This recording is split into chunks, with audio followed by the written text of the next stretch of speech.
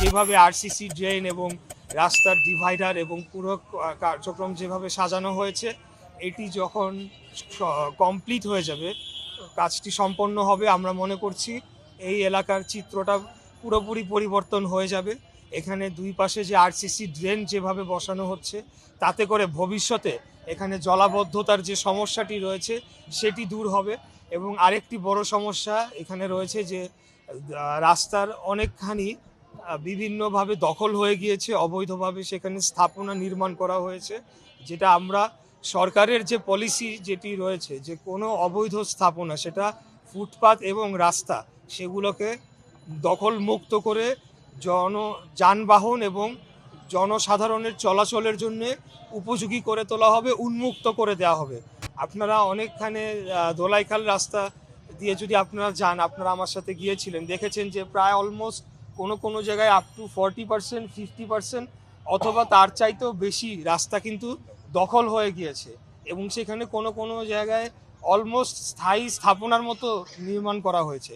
তো এই জিনিসগুলো আমরা পরবর্তীতে আইন শৃঙ্খলা বাহিনী, ডিসি ট্রাফিক এবং এখানে পুলিশ যে সংশ্লিষ্ট থানা রয়েছে তাদের সাথে আমরা মিটিং করব, এবং সিটি কর্পোরেশনের যে ম্যাজিস্ট্রেটরা রয়েছে, সম্পত্তি বিভাগ, তাদের কাছেও আমরা বার্তাটি দিব যাতে তারা এখানে প্রয়োজনীয় ব্যবস্থা নিয়ে এখানে যে যানজটের ফলে জনগণের এখানে বসবাস করা দুর্বিষহ হয়ে পড়েছে, একেবারে কোনোভাবেই চলাচলের উপযোগী নয়, এবং এটা দিনকে দিন আরও খারাপের দিকে যাচ্ছে পরিস্থিতি। তো আমার নির্বাচনী ইশতেহারের মধ্যে এখানে যানজট দূরকরণ একটা 1 নম্বর প্রায়োরিটিতে ছিল।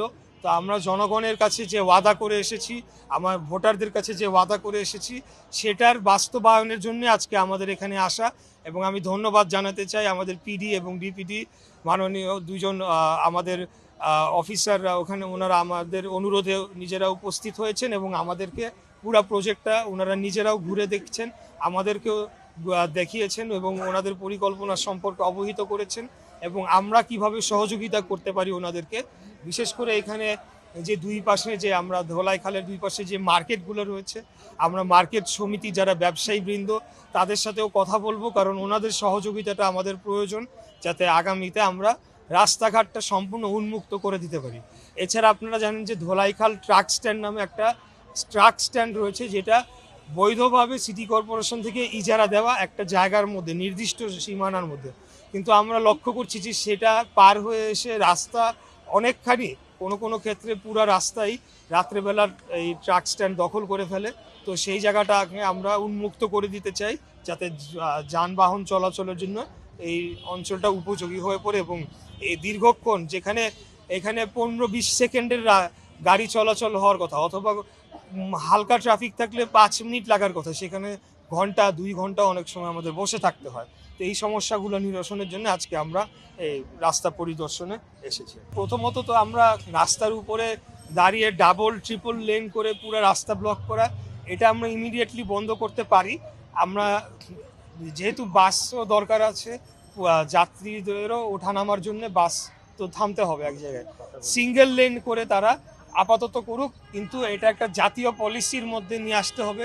সেখানে সড়ক পরিবহন মন্ত্রণালয় এবং আমাদের, আপনারা জানেন যে ঢাকা শহরের যানজট নিরসনের জন্য প্রাইম মিনিস্টার নিজে তিনি মিটিং করে চলেছেন, এবং গণপরিবহনকে কিভাবে শৃঙ্খলার আওতায় নিয়ে আসা যায় প্রধানমন্ত্রী নিজেই এখানে দিক নির্দেশনা দিচ্ছেন। তো অতএব অবশ্যই স্থায়ী একটা বিকল্প বন্দোবস্ত অবশ্যই করা হবে আর কি। ঢাকা শহরের গণপরিবহন, সেখানে মেট্রো রেল, বাস এবং ভবিষ্যতে মেট্রো রেলের অন্য ভার্সন সহ সব কিছু মিলিয়ে একটা সমন্বিত পরিকল্পনা আগামী দিনে নেওয়া হবে, যাতে করে মেট্রো রেল তো মেইন ব্যাকবোন হিসাবে কাজ করছে, কিন্তু আমাদের এই অঞ্চল কিন্তু ওই মেট্রো রেলের সুবিধাটা পাচ্ছে না। তো পুরান ঢাকায় কীভাবে আনা যায় সেটার জন্য কিন্তু ইতিমধ্যে মাননীয় প্রধানমন্ত্রী মনোরেলের কথা বলেছেন, এবং আরও সাবসিডিয়ারি যে ধরনের ট্রান্সপোর্টেশন ফ্যাসিলিটি এটার সাথে যুক্ত করা যায় সেগুলোর বিষয়ে ওনার সমন্বিত পরিকল্পনায় পুরোটা চলে আসবে। ট্রান্সপোর্টের একটা সুনির্দিষ্ট নীতিমালার মাধ্যমে তাদের কাজ করতে হবে।